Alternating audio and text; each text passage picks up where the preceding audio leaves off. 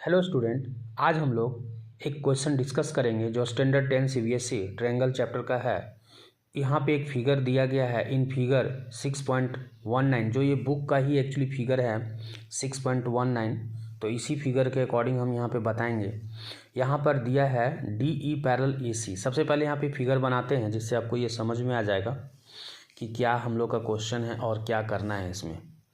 ये देखिए ट्रायंगल है और यहाँ पर जो है ए हम नेमिंग करते हैं ए बी और सी, और फिर एक फिगर जो है आपका इस तरह से है और डी और ई है ये, और फिर एक फिगर हम लोग का इस तरह से है एफ भी है यहाँ पे।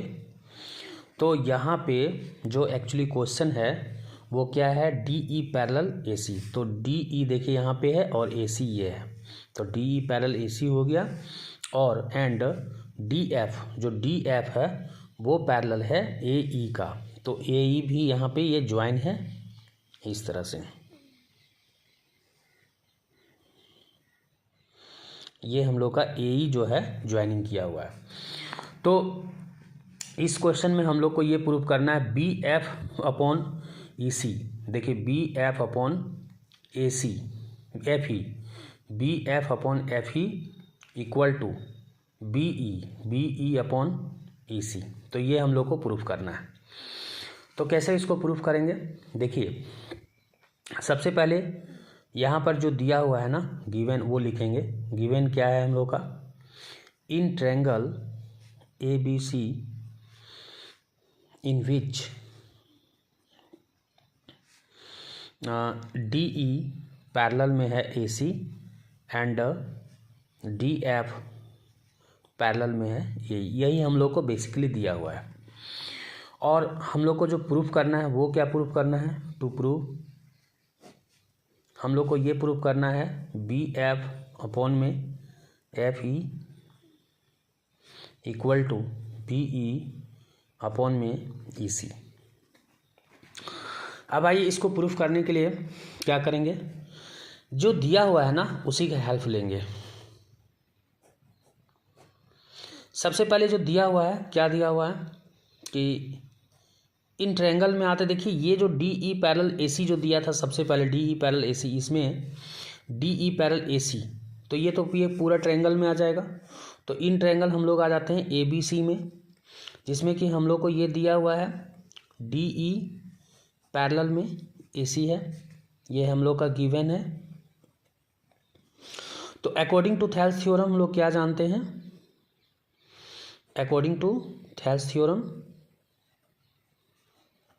थ्योरम में हम लोग ये जानते हैं कि अगर एक ट्रायंगल में एक साइड किसी थर्ड साइड के पैरेलल हो, तो वो साइड जो होता है ना, जो पैरेलल है, जो बीच वाला जो इंटरसेक्ट, अगर ये दो पॉइंट इंटरसेक्ट कर रहा है, मतलब कि दो साइड्स को, और वो थर्ड साइड का पैरेलल हो, तो जो इंटरसेक्ट कर रहा है जो साइड्स को, उसको सेम रेशियो में डिवाइड करता है। मतलब अगर ये लाइन इसका पैरेलल है तो यहाँ पे बी डी अपॉन में डी ए हो जाएगा और बी ई अपॉन में ई सी हो जाएगा। चूँकि ये लाइन इसका थर्ड साइड का पैरेलल है और ये दोनों दो साइड्स को इंटरसेक्ट भी कर रहा है, तो दो साइड्स का जो इंटरसेक्टिंग पॉइंट है उसको सेम रेशियो में डिवाइड कर देता है। ये हम लोग का थेल्स थ्योरम था।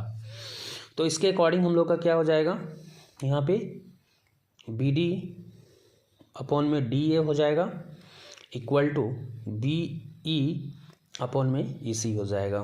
तो ये इक्वेशन 1 बना के हम लोग इसको छोड़ देंगे। उसके बाद अब नेक्स्ट जो हम लोग को दिया हुआ था ना डी एफ पैरेलल ए सी ए ई, तो आइए डी एफ पैरेलल ए सी की बात करते हैं। तो देखिए इन ये जो डी एफ पैरेलल ए ई है ना, तो ये किस ट्रायंगल में आ जाएगा, ए बी ई तक में ही आएगा।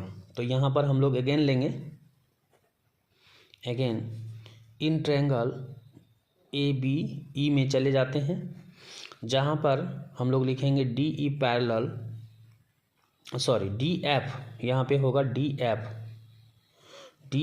फिर से एक बार लिख देते हैं डी एफ पैरेलल ए ई। तो यहाँ पर भी अकॉर्डिंग टू थेल्स थ्योरम क्या हो जाएगा,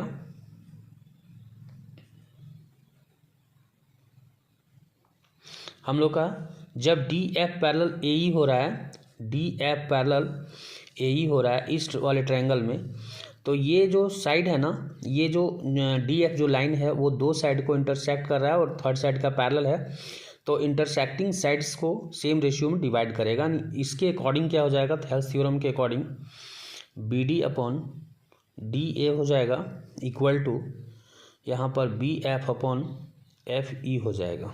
तो इक्वेशन नंबर ये 2 हो गया। अब जरा गौर करें स्टूडेंट्स, देखिए यहाँ पर हम लोग गौर करते तो यहाँ देखिए B D upon D A, यहाँ भी B D upon D A, ये दोनों सेम मिल रहा है, तो ये भी दोनों सेम हो जाएगा।